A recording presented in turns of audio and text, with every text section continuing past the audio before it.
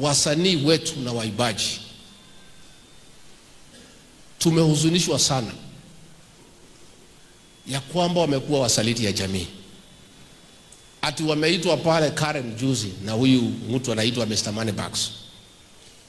Ati wanaambiwa wakuje wadanganye nyinyi SHA inafanya kazi. SHA inafanya kazi.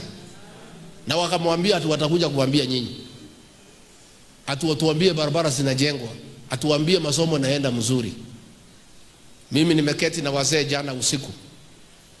Na tumesema hawa wasanii. Wazee wameniambia nitangaze. Kwa sababu sasa pahali tumefika. Sasa lazima nitoe mwelekeo. Si ndio? Nitoki nyarute mwelekera.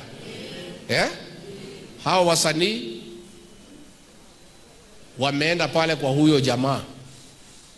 Na huyo jamaa mikono yake imejaa damu ya Gen Z. Siku Gen Z Ruto amesema watoto wauawe. Yeye ndiye alikuwa CS wa Interior. Yeye ndiye alisimamia watoto wetu wakauawa. Kwa hivyo hiyo pesa mnaenda kuchukua pale iko na damu ya watoto wetu wa Gen Z. Wameenda pale wamepewa kila mtu 50,000 kuuza jamii. Atu wakuje watudanganye. Wazee wameniambia namna hii. Hao wasanii waombe msamaha. Wasipoomba msamaha tuwache kusikiza nyimbo zao.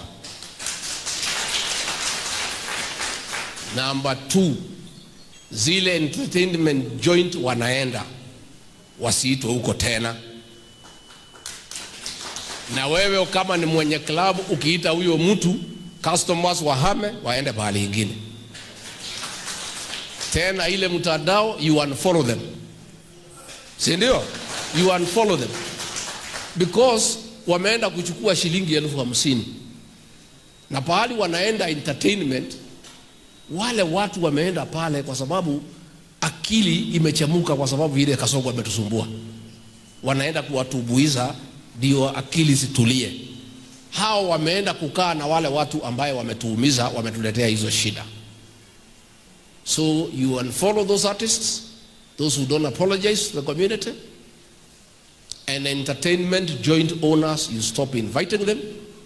And where you invite them, people should move from those clubs and go elsewhere. That is the only way now tutakinga hii jamii.